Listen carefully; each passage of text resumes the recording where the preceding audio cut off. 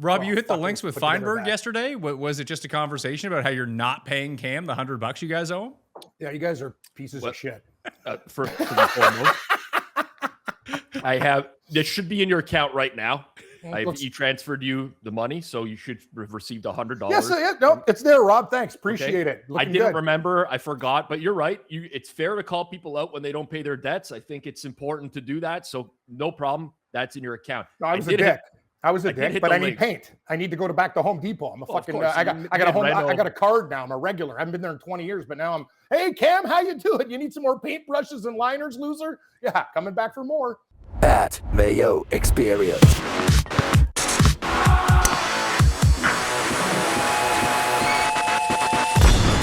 Welcome to the Pat Mayo Experience, presented by Underdog, the third in the line of division previews for the NFL best bets. We're going to be going over it all. We've already done the NFC West and AFC East. If you missed those, it's awful paying attention. But you can not crack your voice like I just did. You can hit the description, and you can find the links to both of those right now. Smash like, give me your best bet for the AFC West, which we're covering today. Could be a player prop, could be a division odd, doesn't matter what it is. Cam Stewart, Rob Pizzola on the line with me.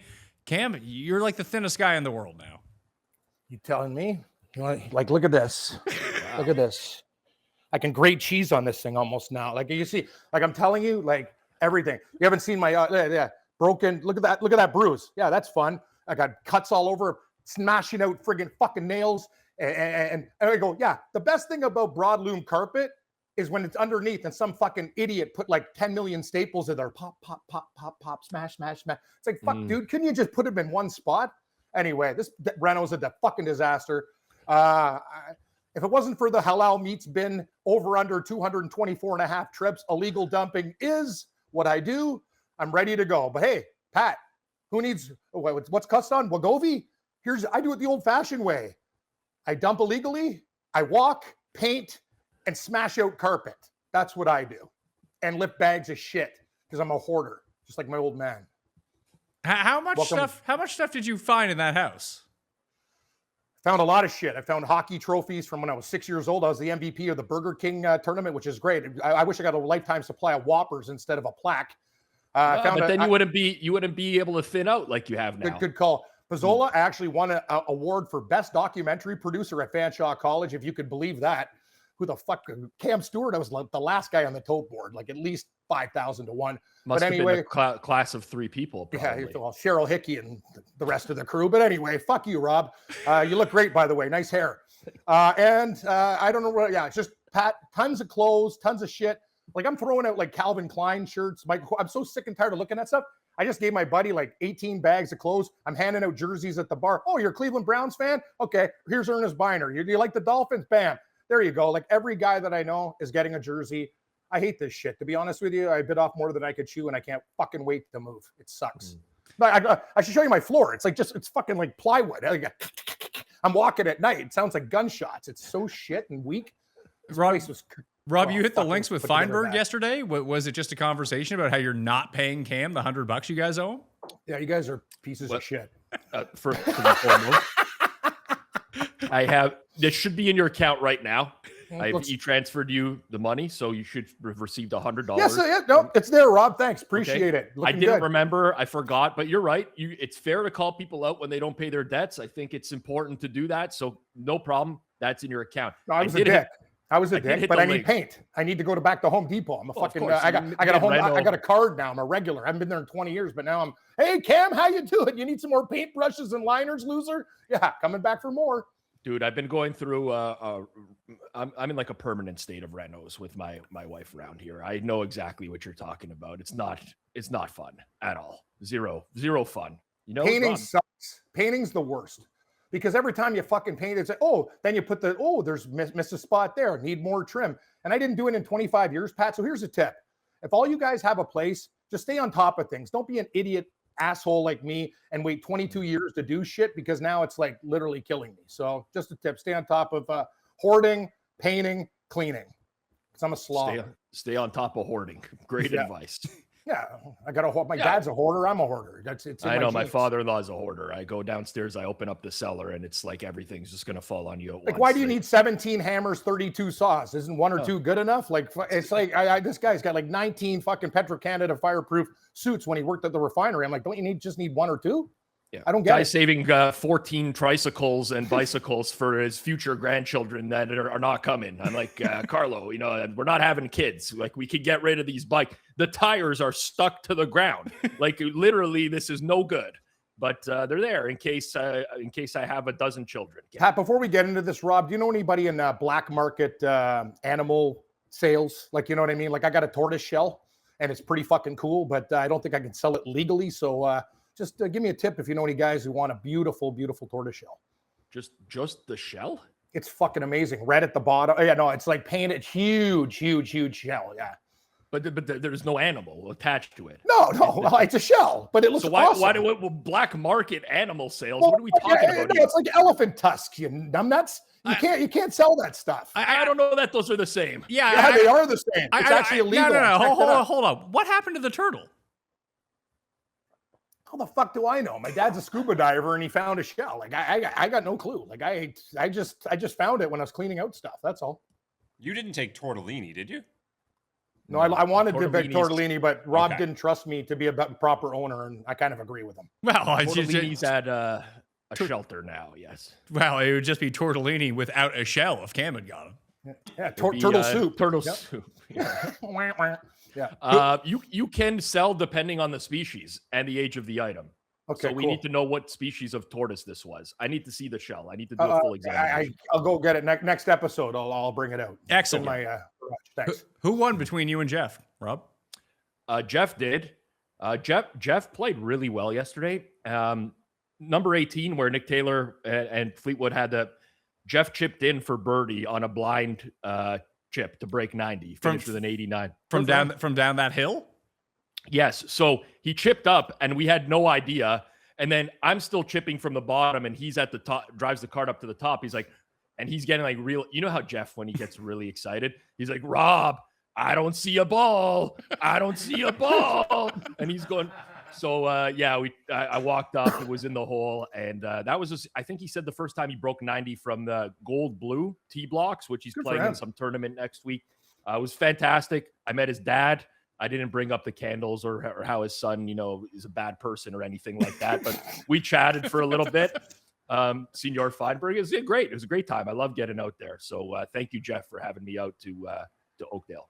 Well, let's catch up on the AFC West. Patrick Mahomes looks like he is going to be okay for week one. At least that's the trajectory that he's on at this moment as we speak in July. They are plus 175, the Kansas City Chiefs, to win this division. Their over-under win total is set at 10.5, minus 200 to make the playoffs, plus 175 to miss.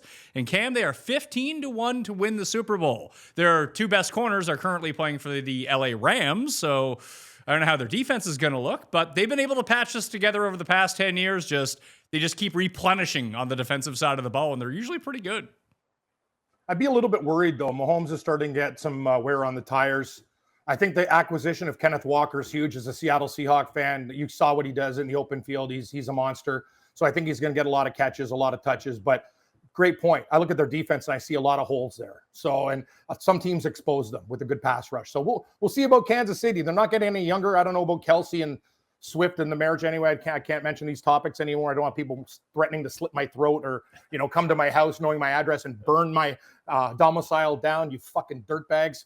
Anyway, I think Denver's probably going to win the division, but Kansas City should be all right. What's the win total again, you said, Pat? 10.5. Under. They win 10. What do you make of it, Rob? Because they spent all this money on the offensive line, yet their offensive line is not great. I think the short version of this is if Mahomes comes back and he is the Mahomes of previous years, they're probably going to win 12 games and contend for a Super Bowl. And if he's not and he's washed and he still can't throw a deep ball anymore, then they might actually be a really bad team, way worse than people expect. I mean, to your point, Pat, they lost Trent McDuffie, Jalen Watson.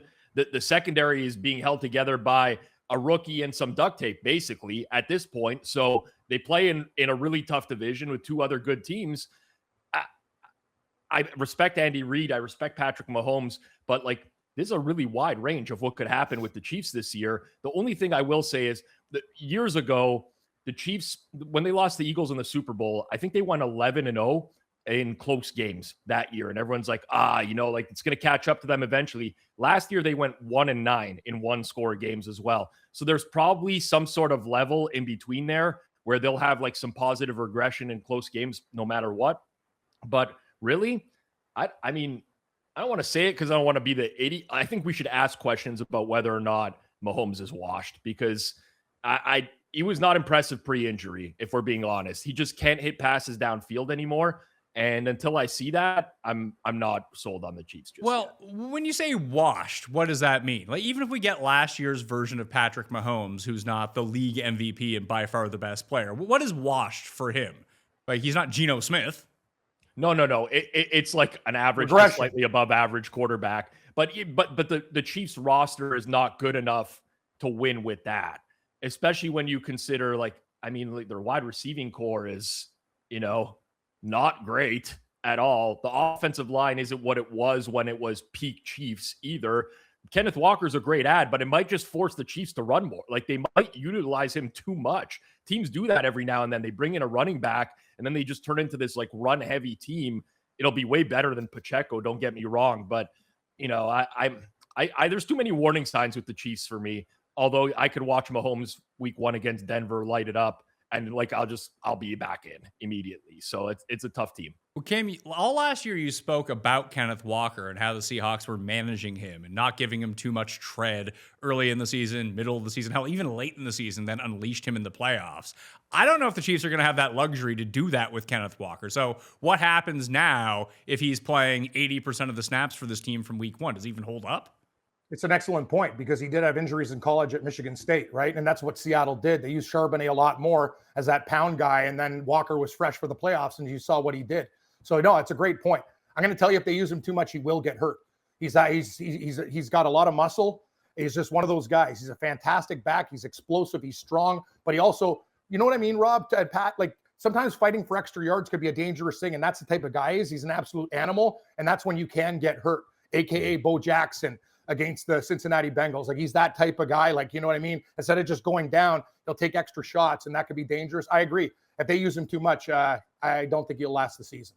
Rob, do you know who the king of not getting hit at running back was and not fighting for the extra yard and simply running out of bounds and trying to preserve his career was? I know you're going to say a name, and I'm going to say I remember that, but right now I can't think of How anything. old? 10 years ago, I want to say. The years all bleed together for me. He was awesome, too. For like 3 years, and then he just kind of went away. Undrafted, I know Clinton Portis? Undrafted free agent. Undrafted free agent. Out of Tennessee, I want to say. Arian Stewart? Foster. Foster. Oh, Okay. yeah. Okay, good call. Yeah, if I could tell you, Foster had some great years. You're right. Great call. But I can tell you the exact opposite of Arian Foster, if you remember growing up, would be Marion Barber III. He refused to ever go out of bounds. That guy would be running out of bounds, and he would turn back and just lay someone out every single time. Rest in peace, Marion Barber. But yeah, that was the complete opposite from my youth, I would say. MB3. And then we take a look at the receiving core here. It's not great. You got, how old is Kelsey? Kelsey's my age, isn't he? Or he's your age, Rob, at least. Yeah, I mean, I think we're in the same boat, roughly, right? Travis Kelsey age. I'll do a quick Google search here, but 36. I want to race him in 100 meter. I'm older. He gets a little bit of a start, but I think I can get there now. So he's slow. Yeah. Like they're just. Yeah, I do. What's he run? What's his 40 time? I bet his 40 time is probably like 4.8. He is a professional football player. I said a little bit of a lead, Rob. Like, he looks slow relative to everyone else. That thing they do at baseball games. If I'm that guy, the Flash, aka Kelsey, I'll win that. I swear to God, Rob. You've seen me run before. I'm not as bad as people like. I'm not saying I'm a great athlete by any stretch of the imagination. You're misconstruing this. I'm not saying you're slow or you're bad. He ran a 4.61 when he came into the league. He's not running 4.61 now. If you watch him play last year, he can barely move. I know, but it's all relative, Cam. Like, we're watching him play relative to all these other athletes who are 100th percentile athletes. Like, for example, when I was in not probably the best of shape when I went, but I was still running 3-4 miles a day. I'm pretty fast. I went to the combine, or the NFL experience, ran the 40 time there, and had one of the better times, and it was like a 5.17. It's not too bad. Yeah, you're right, Rob. I sound like a jackass. I'd like to take No. No, honestly, I'm talking out of my ass, but I need a lead. I'm not going to say like exactly the race. So you guys put up the parameters, put it in your fucking database, and then we'll talk. But you'd be like the guy that's a hustler at like those pool halls, just walking around and being like, oh, I'll race you for money. And everyone's like, you're going to race me for money? Then all of a sudden Cam turns on the jets. He runs like a 4.5 40. I could see that. Yeah, Cam will break out Lucille, and it'll just be a fresh pair of Nikes. Break out Lucille. I was more of a ping pong guy than pool for like up north. Like I used to play in Yellowknife. What are you going to do up there? Smoke joints, drink, and play ping pong. That's basically that's what you do. So who do you like from this receiving core? Is it Tyquan Thornton, Xavier Worthy, Rashee Rice? He was able to train in jail, so that was helpful for him. And Travis Kelce, who's, like we said, almost our age, much closer to us than he is to a rookie coming in. Like Noah Gray is still here. It's not an inspiring receiving core. No, it really isn't at all. Like, I don't know. Tyquan Thornton's probably the guy that excites me the most because he can get downfield and Mahomes would actually throw to him downfield. It's one of the worst receiving cores in the entire league. They're going to lean heavily on like Kelce 5-yard routes over the middle. I don't think the Chiefs are going to be an explosive team. I really don't. So, and these guys are favored to win the division? Like, I know it's a lot of it's built off of the past pedigree, and I don't necessarily agree with it. I agree with you, Rob. I'll take it. I'll take two other teams instead of them. One thing I love about summer is that getting dressed gets real simple. Between golf, recording shows, running around with the family, I don't want to think too hard about what I'm wearing. I just want to grab something that's comfortable, looks good, and I know it's going to work. That's why I've been wearing Quince's 100% European linen shirts. That's right. They're light, breathable, and they've basically become my go-to whenever I'm heading out. They look good enough to wear to dinner or a round of golf, but they're comfortable enough that I can just wear them all day. You've seen them on the show.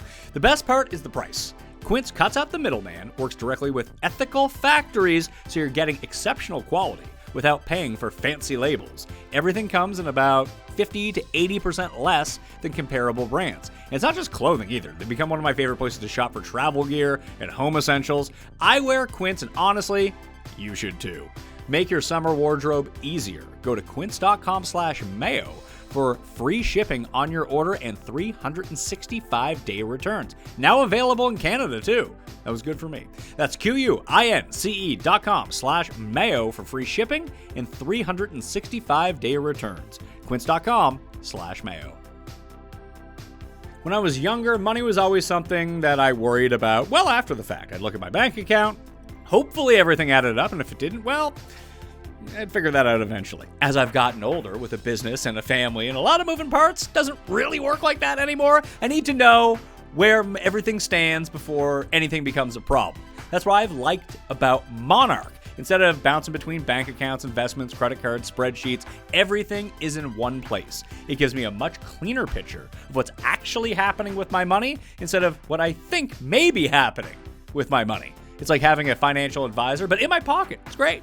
My favorite part is that Monarch isn't just about tracking what you've already spent. It helps you plan ahead, set goals, and it even uses AI to answer questions about your finances or flag big spending trends before they get out of hand. It really takes a lot of the mental load out of managing your money.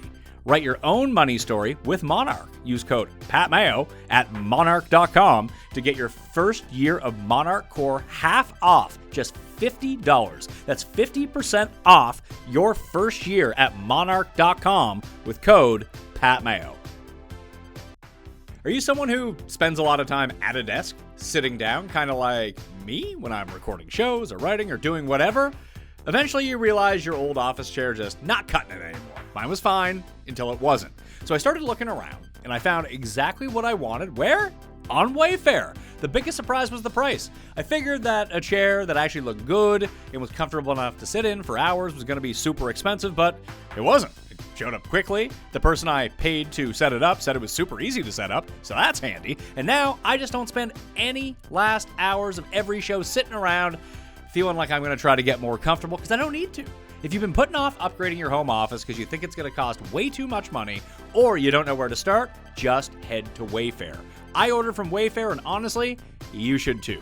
Ready to upgrade your home for way less? Head to wayfair.com right now to shop all things home and get your space ready for less. That's WAYFAIR.com. WAYFAIR. Every style, every home. You got a business idea bouncing around your head, and maybe it's been there for months or years or whatever. Just stop waiting for the perfect time, because it doesn't exist. I know, because when I started MMN, I spent way too much time wondering if I was actually ready. Looking back, someone should have just told me to start 3 years before when I wanted to do it, so the channel would be bigger at this point. But I didn't, so here we are. Wish I had done that then. If I was launching a storefront today, Shopify is where I begin. You don't need to be a web designer or a tech expert. It handles the storefront, the checkout, and all the behind-the-scenes stuff so you can actually spend time building your business instead of troubleshooting your business, which I can attest to is no fun and takes up a ton of time. And that's the biggest advantage. When your checkout is simple and returning customers can use Shop Pay to get through in just a tap, you're giving people every reason to actually complete their purchase. With Shopify handling the heavy lifting, you get to focus on growing instead of fixing. With Shopify, nothing stands between your idea and a real business. So go make it one now, okay? Listen to me, go do it now. If you're ready to stop putting off your business and start hearing, then you're ready for Shopify. Start your free trial at shopify.com/ArsenalVision today. You heard that right? Start your free trial at shopify.com/ArsenalVision. That's shopify.com/ArsenalVision.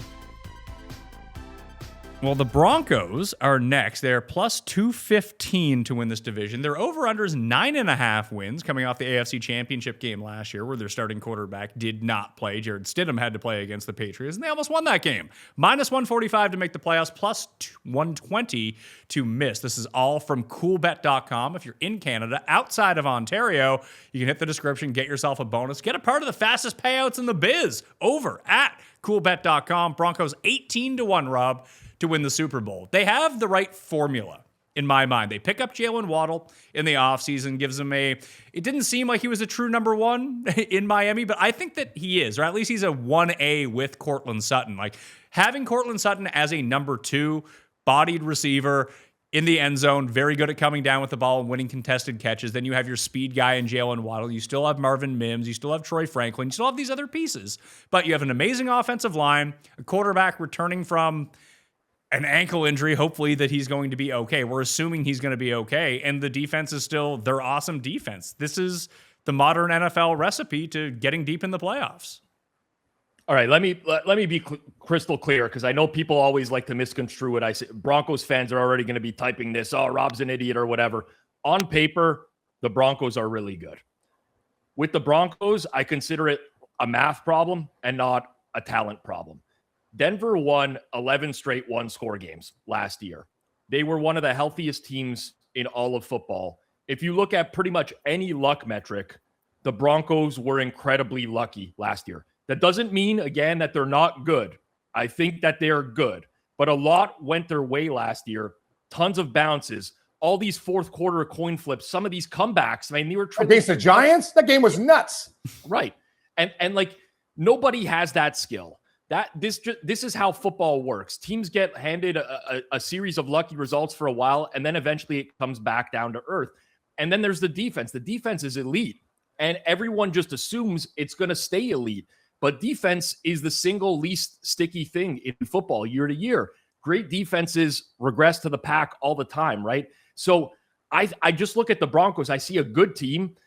You know, the fix for, I don't want to say they need to fix their offense. They don't. Sean Payton's a good play caller. They have pieces there. But Waddle staying healthy for a full season, that's like, you know, leaving a sub on my desk at work and hoping that it's still there in an hour when I work with Cam. You know, like it's not going to be there. That's just what Jalen Waddle is at this point. So for me, I'm not betting under on their win total. But if you wonder why a 14-win team is priced at 9.5 this year, it's because the market understands that there was a lot of luck involved in what they did last season.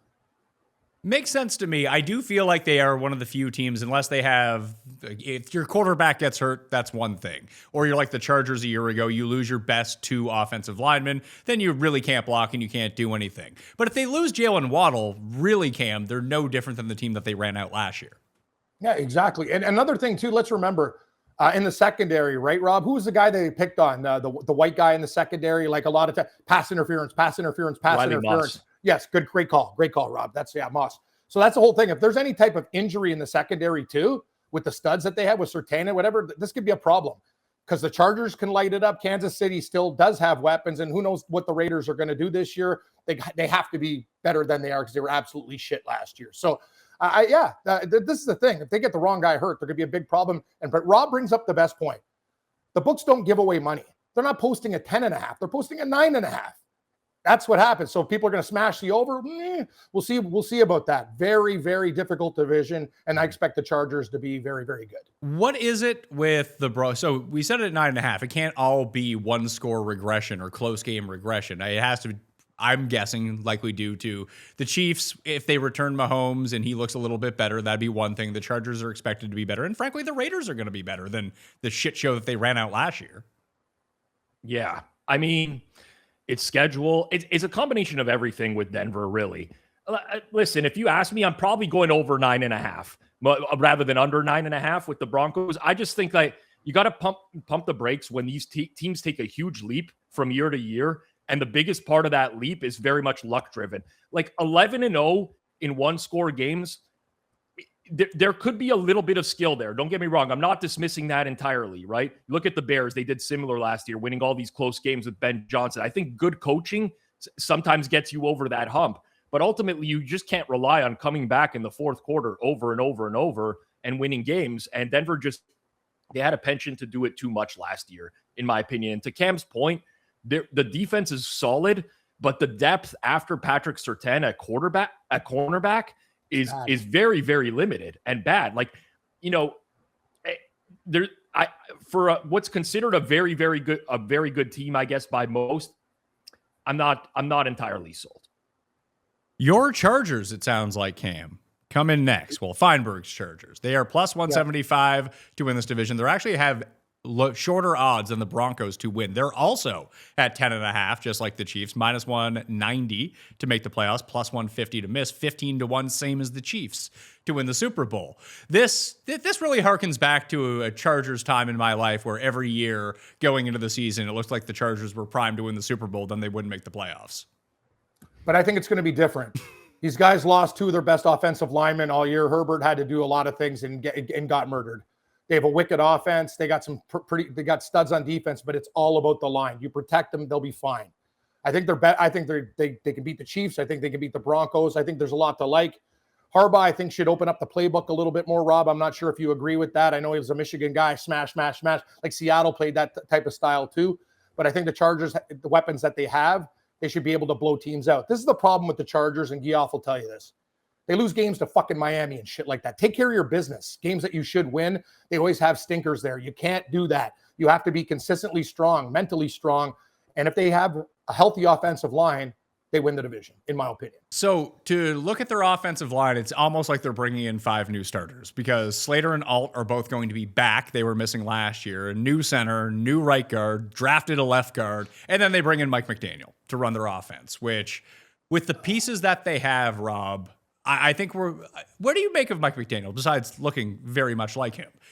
Is he going to get another run at a head coaching job, or is this going to be his destiny? Almost like Steve Spagnuolo, where you make him a coach, he's not so great. You make him a DC, he's amazing. Is that Mike McDaniel's future? It might be, but I do think he'll get another run as a coach because I think he's going to turn this Chargers offense into an elite offense. There's too much talent here for this team to be like a mediocre offense. And like, really, Justin Herbert's never had an offensive coordinator. Yeah, like Greg Roman being an OC last year was an absolute joke, man. Like, we do this every single year. Every year, the Chargers, at least for me, they're the sexy dark horse pick. Every year, they find a brand new, like, deeply creative way to just be not good. It's the same tradition over and over. I don't care. I'm with Cam. This year is different. I think that this is the year that the Chargers stop being everyone's favorite tease and they are actually a really good football team. I love the coaching staff. I know they lose Jesse Minter on defense. That might be big for them, but I'm not going to pretend it doesn't bother me, but the defense might go from like great to average or just slightly above average. And I think this offense actually might be one of the best in the league with McDaniel running it there, like an actual modern offense. That is something the Chargers haven't had in a while. So I'm in on the Chargers. I'm with Cam. They got to learn how to put their foot on the throat, though. That's the problem with the LA Chargers. These guys, they don't go up 21. It's like, yeah, we could add more points. We settle, like, you know what I mean? That's what the Seahawks did early, like to teams like Washington. Punch him in the face, end them early. That's the whole problem. The Chargers love these exciting games at the end. Ooh, we're going to come back and win, come back and lose. And they don't beat good. Like you got to take care of your business. Beat the shitty teams on the schedule. Then they'll win the division. They stay healthy on the line, Pat. I think they're going to be great. Like, look at their weapons compared to other teams in the division. Like the Chargers are stacked.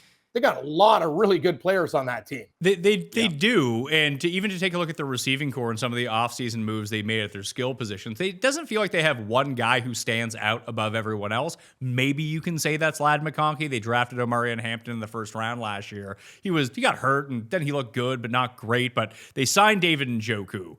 I really like the pickup, Rob, of Keaton Mitchell from Baltimore. It gives them that speed element on the outside. I went back and I looked at the year that Raheem Mostert and Devin Achane just went absolutely bananas underneath of Mike McDaniel. And the only other guy who comped to them that year in terms of speed, yards per touch, anything like that, and getting into open space when guards are pulling was Keaton Mitchell. So that actually makes a ton of sense to me that when we see this backfield and we see this receiving core, I think you're going to see a lot of pieces move in and out at all times, both keeping people fresh, but giving you a bunch of different looks, which is not something that the Chargers have ever done.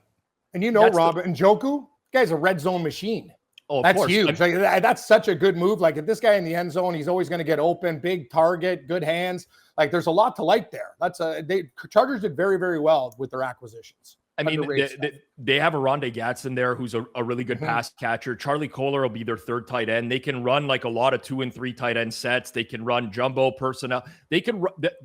What they've built here is, to your point, Pat, an offense that will keep the defenses guessing pretty regularly. That's what I like about McDaniel too. He uses a lot of motion. He gets guys in different positions. This for me is the real year. I might as well just write it on a sticky note and put on my. If the Chargers offense is not fixed this year, then it's time for us to start having the conversation about Justin Herbert, because really all the pieces are there. I think this year, the coaching, the offensive line being healthy going into the year, adding Biotish as a center for them, like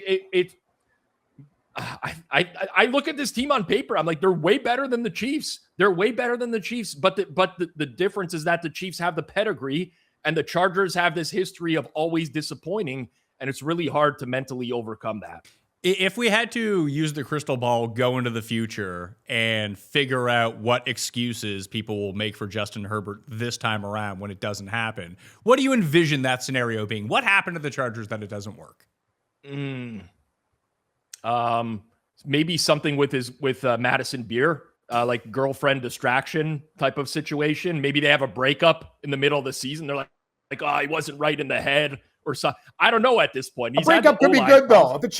I don't know what the relationship is like. Sometimes they're like, I don't know. Say she beats him down on game day or whatever. Like, you know what I mean? I don't know what's going on. Like, relationships are complicated. Trust me, man. Like, you know what I mean? But if we go through the history of the Justin Herbert failure checklist, right? It's like, okay, O-line injuries, bad offensive coordinator, injuries for himself, tough schedule. Like, the Chargers have already clicked every one of those boxes. So at this point, if they suck, I think it's got to be an off the field type of situation, Pat. Let's give him some credit though. He had a million injuries and he came out there and got his ass whooped. When their offensive line was patchwork, he got fucking murdered out there. The guy was playing with broken ribs.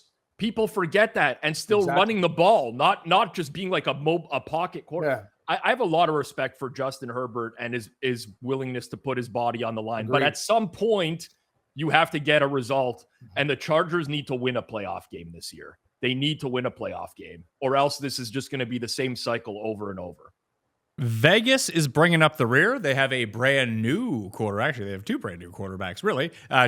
Mendoza is going to start the number 1 overall pick. Actually, you know what? I don't even know that for sure. I'm guessing, Rob, that he's going to end up starting here. I don't know, honestly. I don't know about that. I think Cousins probably will. There'll be like some sort of bridge where Mendoza gets in after like a month or something. That's my guess, but there's markets out on this stuff. I think. Do you want Mendoza on our show? My realtor knows the guy. Sure. I don't know how. But yeah, and I'm meeting Al on Saturday to talk about my shitty place. But I don't know. It's like his best friend knows Mendoza for some reason. Well, like, if we just ask questions to Chat GPT, I think we would get the same responses as talking to Fernando Mendoza. Yeah, he like his chicken nuggets shaped in alligator form and other beautiful things. Yeah, good point. The Raiders are 20-1 to win this division. They're 5.5 the win total. Minus 1,000 to miss the playoffs, plus 650 to make it, 150-1 to win the Super Bowl. What improvement should we see here? Because frankly, just getting rid of Pete Carroll and his son as the offensive line coach, bringing in Clint Kubiak, and then adding some pieces on the offensive line seems like a pretty good start. They have no weapons to speak of outside of Brock Bowers, though. They had a good offseason. I mean, when you consider hiring Kubiak, who I think was one of the best coaching hires they had there, they brought in Kirk Cousins as the bridge. They spent the number 1 pick on Mendoza, Tyler Linderbaum anchoring the offensive line. They have They have Brock Bowers. They have Ashton Genty. Like on its own, that's a nice little rebuild that's starting to take shape for the Raiders. I like what they did, but it also almost doesn't matter because they're in the worst zip code in football. Look at the division they play in. They have 6 games against the Broncos, Chiefs, and Chargers, right? So to me, like, it almost doesn't matter if you're a Raiders fan what they do here. You just kind of want to see them take a little bit of a leap this year. Guys get better. But I don't know. This is what, like a 5-6 win team, probably. Yeah. And then they build towards the future. And if Kubiak can get more out of them this year, then, I'd be really excited going into next season. Do you like the Raiders, Cam? I think they're going to be surprising. I think they're actually going to score a little bit more than people think. I worry about their defense, though. That's it, Rob. Even though they made some, changes, the draft was pretty decent, I thought. But the problem is, teams just lit those guys up. Like, you know what I mean? Like, there's always holes there, and they got to patch it up. And to Rob's point, they're going against some of the best aerial attacks. Like, you know what I mean? Like, Herbert just slice and dice. So it has to get better. But I think they can win 6 games. I really do. Like, even in this tough division, I think the Raiders, they can get there with their win total. Well, they've got to take care of business outside the division. Genty and Bowers being one thing, being Bowers on an elite tier. We don't know with Genty yet because he was running behind the 3 of us trying to block for him last year. That didn't really work out too well. So he should be enhanced with their enhancements to the offensive line and, frankly, some real offensive line coaching this time. But does this sound inspiring to you? Jack Beck, Trey Tucker, and Jalen Naylor as your 3 starting wide receivers. It's rough, but they'll use a lot of 2 tight end because remember they drafted Michael Mayer the year prior. So it'll be a lot of Bowers and Mayer, but it's horrible. That's a horrible receiving core. To Cam's point, like on defense, you have Max Crosby, who's, getting older. You don't have the other, like Quiddy Pay is a fine defensive end. Can I make a prediction, Rob? Max Crosby will be a Seattle Seahawk. I could see that. Well, is there lingering effects of them trying to trade him having traded him in the offseason and it not going through? I mean, the lingering Max Crosby is like a little bit crazy. So the lingering effect is he puts up 21 sacks this year because he's pissed off about everyone within the org. But I don't know. Like, listen, it's a good start for the Raiders. They're quite a ways behind the rest of the teams in the division.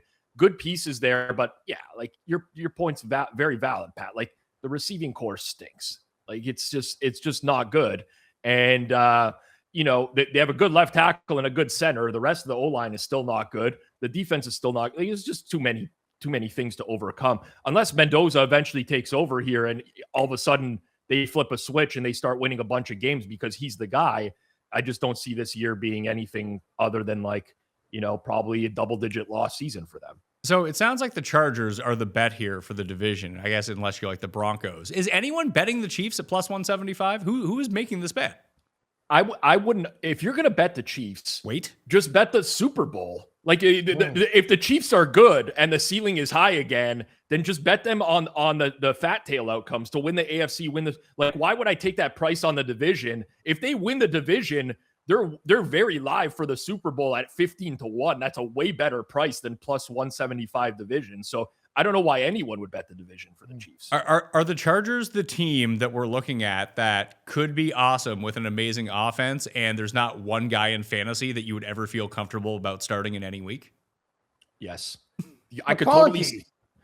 Yeah, but to Pat's point, I could see like McConkey having a week where he scores like 3 touchdowns, huge game, and then the next week McDaniel singles out someone else who's going to be the focal point of the offense, and McConkey gets 1 catch for 4 yards and loses a fumble, and you finish with like negative points. You know, it's it would be it's going to be tough with that offense, and that's one of the things with McDaniel. Like aside from Devon Achane, who was pretty consistent in Miami, you would see different guys on any given week. Remember when Darren Waller came back? You just like turn back time immediately. Like you get that. So it's going to be hard to trust any of these guys. I think you're right, Pat.